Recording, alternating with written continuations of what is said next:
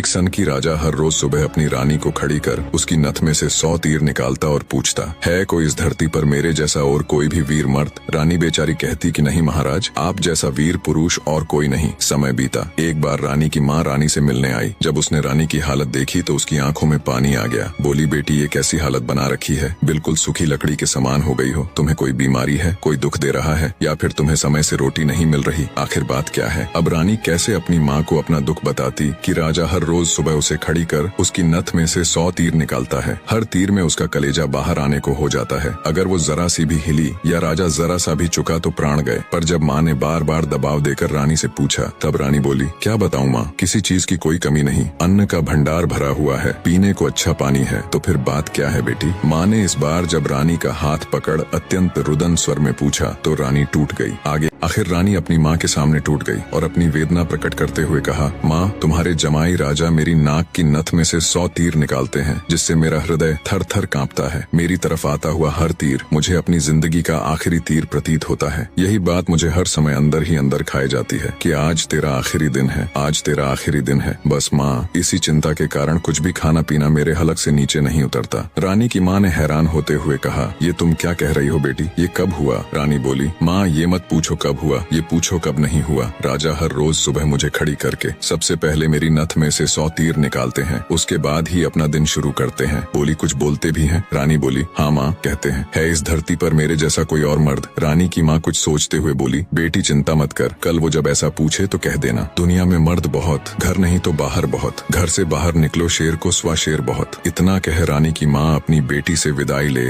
अपने घर चली गई। अब रानी को इंतजार था तो बस अगली सुबह का। बने रहे।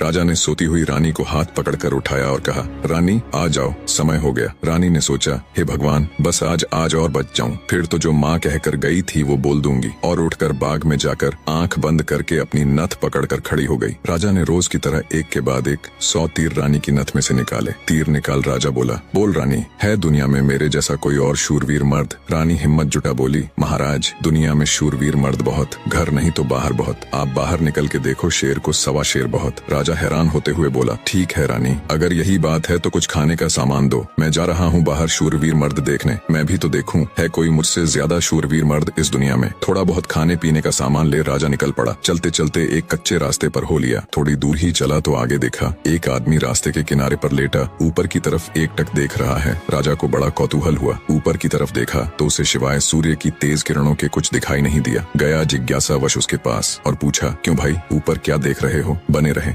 काणे आदमी ने कहा, इंद्र के अखाड़े में परियों का नाच हो रहा है, वो देख रहा हूँ। राजा ने एक बार फिर से ऊपर देखा